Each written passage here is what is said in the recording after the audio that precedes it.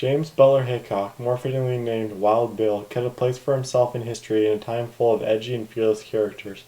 Wild Bill Hickok's life is full of diverse aspects and packed full of stories of a true Western man in the mid to late 1800s.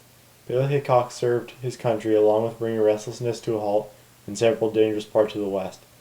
James Butler Hickok's uncanny dueling and marksman ability during his career as a sheriff in Hays City and marshal in Abilene, along with being a soldier in the Civil War, made him a unique character.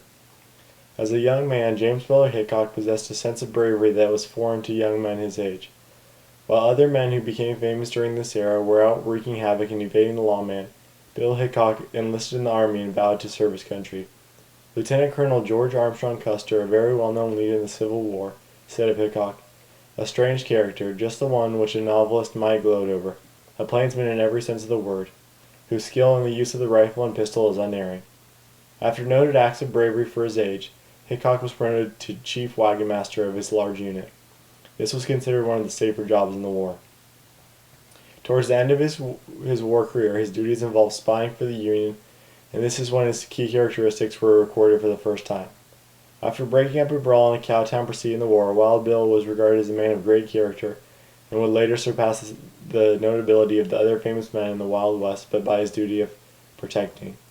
Following the Civil War, Bill Hickok took the position as sheriff of Hays City and marshal of Abilene. His marksmanship fame was heightened by the McCandless Massacre, July of 1861. Wild Bill defended several people's lives against a gang of bandits while injured. One of the very first arranged duels in which Hickok's accuracy was displayed was against a man named Davis Tutt. The two men faced each other in a sideways quick-draw duel, where each quickly turned and drew their weapons before firing. Hickok was the first to draw his weapon and shot Tutt instantly.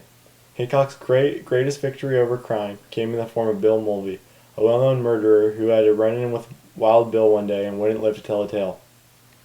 With accuracy as keen as Wild Bill, he could have commanded the West and made a great deal of money through robbery. Instead, he decided to protect and serve the land that he held so close to himself. Unlike the other highly praised and known men of the era, Wild Bill lived a life that spoke for itself in service of others.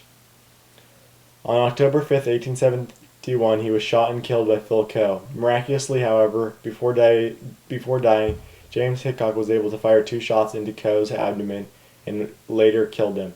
Hickok is the only man in the Wild West to kill the man who killed him first. James Butler Hickok, later given the name Wild Bill, was a man of great respect for others and himself. He knew of his power and used it for the better of society. This trait alone separated Wild Bill Hickok from the other highly famed men of the Wild West.